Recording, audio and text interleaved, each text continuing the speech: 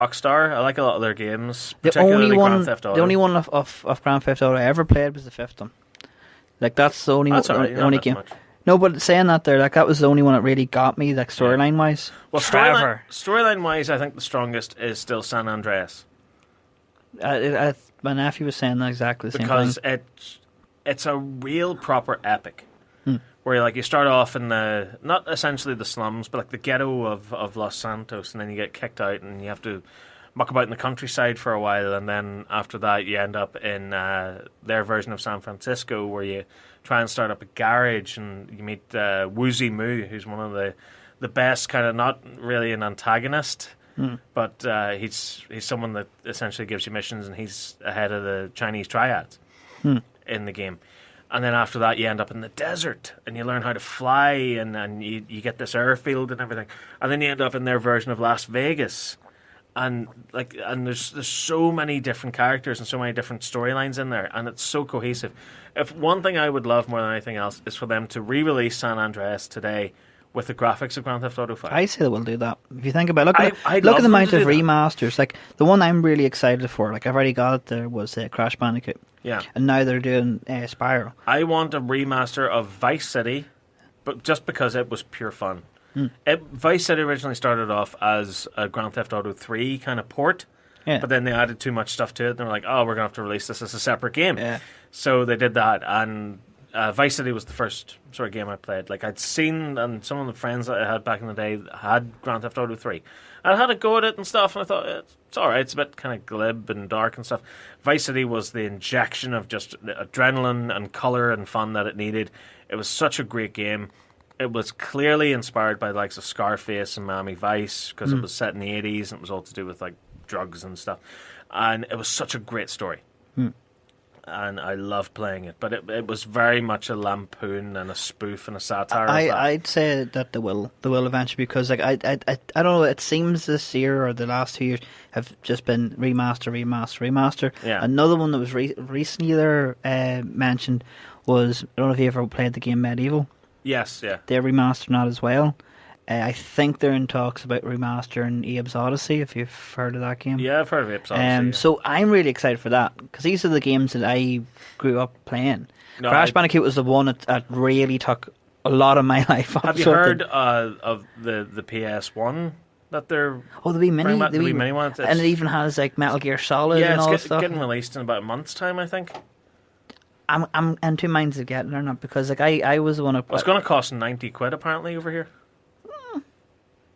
If you think, well, I suppose. But saying that, they're like I'm a friend. He was brought up with the Super Nintendo and stuff like that. Where I was brought up with PlayStation 1. I was very and much then the went same, on, yeah. and then another friend of mine introduced me to Xbox, and then I seen Halo, and that was it. Life was over. I no, seriously, like at that time, I remember I played the first game. ruination began. I woke up and I was like, how many days have passed? How many years have passed?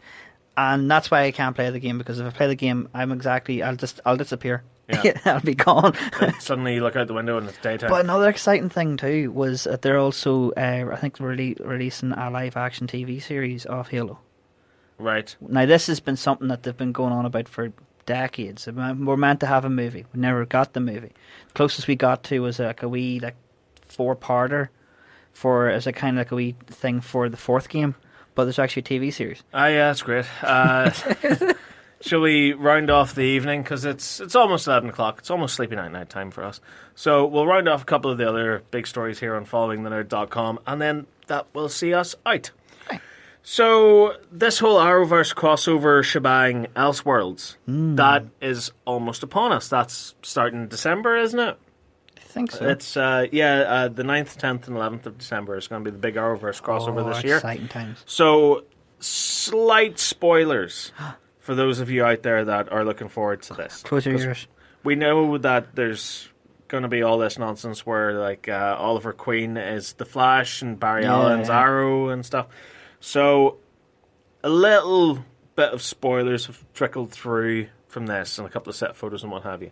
And you can see these on followingthenerd.com. So for the next 5 minutes or so, say, if you don't want to hear this, you need to skip past it. If you're listening to the podcast, if you listen to it live, I don't know, flip over. Listen to something else that's not as good, but it'll tide you by Make until they're toast, back again. cup of tea.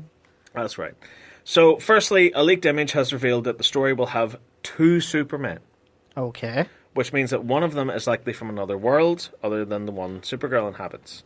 So, there is a stunt double that's wearing the normal suit, the blue and red suit. Okay. So, the other one is the good Superman that we've already met in the Arrowverse. So, the second image reveals LaMonica Garrett as Mar-Novu, an extraterrestrial being of infinite power known as the Monitor. So, how the Monitor fits into the story, we don't know. We can't wait to find out. And again, you can see the images on followingthenerd.com. I gotta tell you, the Monitor looks like a boss. Oh, He kind yeah. of looks like a good version of Apocalypse from that terrible X-Men movie that came out a couple of years back.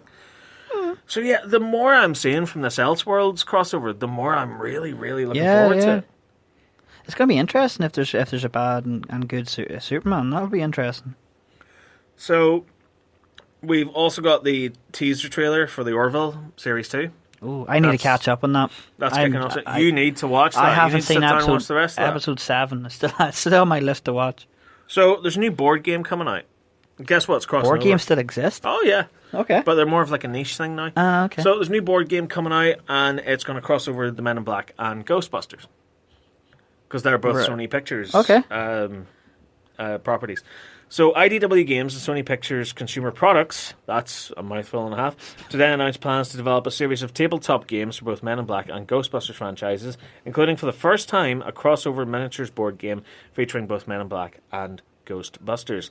The multi-year agreement comes ahead of the new Men in Black movie set for June 2019, and Ghostbusters celebrating its 35th anniversary in June of next year. So currently under development, Men in Black / Ghostbusters Ectoterrestrial Invasion. That's a name for a movie if ever I heard one.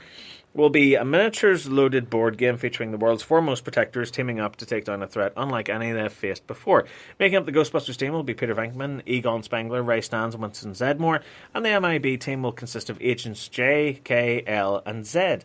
While these two teams have faced unearthly threats before, the strength of the Ectoterrestrials is nearly overwhelming. So, ghost aliens. Oh, cool. But that doesn't mean that there can't be a little bit of friendly competition. With all new character designs by fan-favourite artist Derek Loffman and an innovative game design by Panda Cult Games. That's good.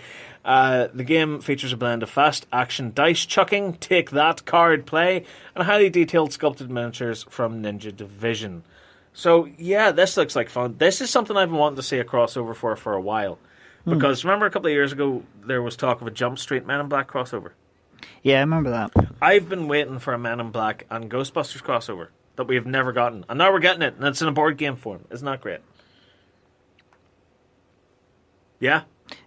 I'm not really into board games, but yeah. They bore me. A teaser's arrived for the What We Do in the Shadows TV series. Okay. That's great. The director of It is set to helm the live-action Attack on Titan movie.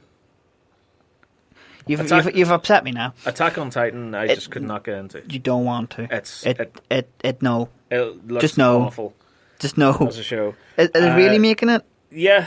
It's not a joke? No, they're there. It's on followingthenerd.com. They're really doing it. Netflix has released a video of Henry Cavill, Superman himself, as Geralt from the Witcher TV series. Ooh. I think this is quite ironic because in the games he's got a beard. In this video he doesn't. So I'm guessing it's going to be like a reverse Justice League situation where they have to CGI on a beard. Oh no. It never really stops, does it? There's another trailer as well for How to Train Your Dragon, The Hidden World. I like the first two How to Train Your Dragon movies. What about yourself, Anthony? I like them. In fairness, do you think making a third one? I don't think a lot of things, if I'm being honest, at this point in the night. Yeah, you've went now to sleepy night time. Any more business there, Anthony? Anything else you want to sit and chat to me about here? Talk to me about your robots. Oh, what, the stresses of them not working? Yeah, because this is a pretty interesting thing to round out the show with, because we have a series called Don't Mind Anarchy that's on your own channel, which is youtube.com/2pennymilk8908. Go watch it. Or 8908, as you say. 8908. What is it? Is it 8908 or 8908? No, I just go 8908. 8908. All right, so that's that confirmed then. Hashtag confirmed, hashtag spoilers, hashtag following the nerd, hashtag Anthony Bantz. Yay! So on this series is basically, it's a miniaturized Robot Wars, I would call it. Now I know it's called Ant-Weight Anarchy because there are certain like Ant-Weight class fighting robots in it, but a lot of them are robots that you yourself build. Mm-hmm. A lot of them are competitors from likes of Robot Wars and BattleBots. Yeah. So what have you been doing? Because like every time I see you, and every time I see a Facebook post or an Instagram post from you, you're building something new. What have you been up to? The problem with me is I have a habit of watching old series of Robot Wars, new series of Robot Wars, BattleBots. Well, we've just literally finished Series 3 of BattleBots. Is I'll see these machines and I'll be like, oh, wouldn't it be fun to see them fight with each other? Because there's one thing, like it's also like with other TV shows as well, is crossovers. Wouldn't you like to see Razor take on a BattleBots robot, like for example, like Son of Ayachi or something like that? So I thought, because we have the show, why not just bind everything together? Like we did have in previous episodes, we had Tanshe and Tungsten fight. We've seen other machines that I've never fought before. And yeah, it's good. It also helps me with my engineering side of things. Yeah. To see if I can get them working. Like also, like I would call it reverse engineering in certain ones because my one. Because you're quite backward. Yeah. The one that everyone seems to really want to know about, and I will never tell my secrets, is how I got Sting. Oh yes, the little miniature version of Stinger. Yeah, which is an axle bot. So essentially, it's two wheels and a weapon. Yeah. Where do the insides go? Yeah. That was a challenge because I seen people making pullback versions into Ant-Weights, and I thought no one's ever done Stinger before. Why is that? Like it should be possible because it's two weapons, or it's two wheels and a weapon. Yeah. Where do the insides go? Very, very small insides. No, but like it was a challenge. It took me a day to make. Find all the components, putting them all together, doing a couple of tests, and it worked. And it really showed itself in our first series. It surprised me. I literally thought it was going to get knocked out first round. And it's also appearing in our international special. Yes. That's coming up. And that's going to be our Christmas special. Yes. For this year, isn't it? And it will fairly shock people who it's come up against. Because I still have the wounds and scars on my hands from building that new arena that we're using. Yeah, you've done and a it's lot. Still not finished. Like tiny bits. We got it finished, sort of, for the international special. Yeah. But now we're really going to hammer it home for Series 2. The other thing, which is kind of sad news at the moment, is there was we were also wanting to take it to a live event. Yeah, down in Dublin. That's but right. Unfortunately, that's now cancelled at the moment. We don't know if there'll be the one next year. But it does give us more time to work on different parts. Series 2 will be between April and May next year because we need a break. And we definitely need a break. Just as a kind of muck about, we're going to do qualifiers. Yes. And they'll be going up on your Patreon page, which is patreon.com/Ant-Weight. And if you want to see them, trust me, with machines. See, with Series 1, it was very rushed. Like I built machines very quickly, thinking they're all working, and when we filmed them, they didn't work. Yeah, with this one, I've took time, and I think, in all fairness, you've seen the improvements of machines that I have had before work in the International Inferno. Oh yes, absolutely. So Series 2 is going to be really, really good. Saying that too, also my own machines I'm taking into combat with me. I'm currently working on my featherweight fork and torque. That's going to be annoying for you, though, because you were planning on taking a few of those down to the Dublin event, weren't you? I was going to take fork and torque and hopefully enter it in. But it also, in saying that there, it's a good and a bad thing. Good because I'm not rushing and messing things up. It gives me more time to work on it. Bad, the fact is I'm not going to get the chance to fight some machines. But saying that there, I'm looking forward to that. I do love the fact there's comments going like, how'd you build this machine? How'd you do that there? You'll never know. And another thing people keep asking is tutorials. Can you do? If you think about it, I have made 30 machines. Could you imagine me making 30 videos explaining how I made each and every one? Too much. Great response there is, wait and figure it out yourself. Yeah. Right, so that's Ant-Weight Anarchy. That's coming up again, Christmas specials coming up. We have a Hexbug special that's still waiting in the wings to debut. Hopefully we'll get it out this month at some point.